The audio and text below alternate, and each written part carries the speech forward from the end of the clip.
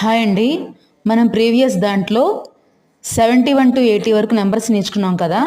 ఇప్పుడు 81 to 90 వరకు numbers నేర్చుకుందాం.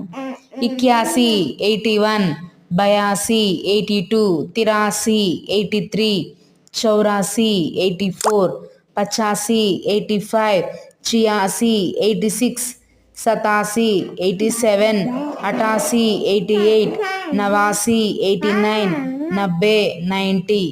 చూసారా, చాలా ఈజీగా ఉన్నాయి నెంబర్స్. మీరు చక్కగా ఈజీగా నేర్చుకోవచ్చు.